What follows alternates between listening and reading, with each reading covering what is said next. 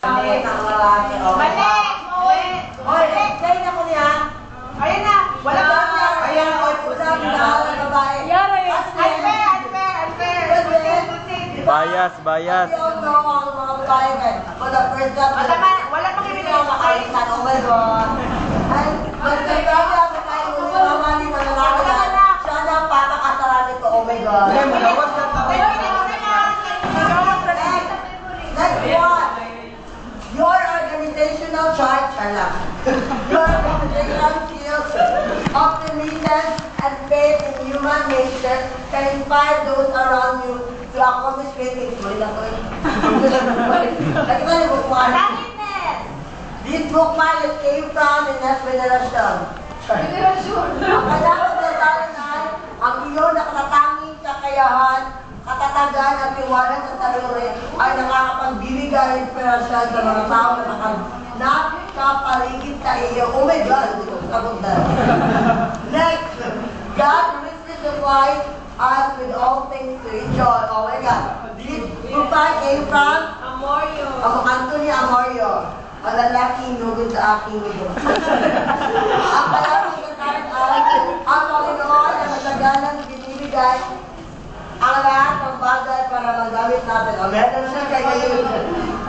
Next, seek ye the Lord while He may be found, call ye upon Him while He is near. This bookmark came from... Yeah! Dr. Glenn Hofshaw, kanyang kasatarin ay palitaan ang Panginoon.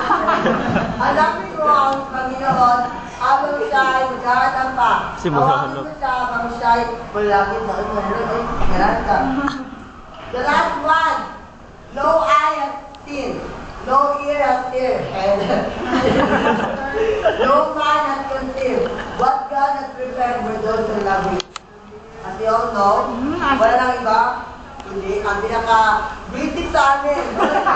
Very ang galang pinag-sabi walang matang makakakita, walang telang makakarinig, walang utak na nakaisip, kung ano ang inanda ng Panginoon sa mga taong nagmamahal sa Kanya.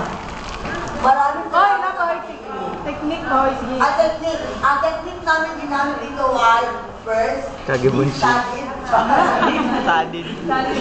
we studied our bookmark in English, then we analyzed it with process. So according to Mark, there's a process and there's a product. We look up in our dictionary to find out what is the meaning of this word. Morning. Then, wala pa. Pagkatapos,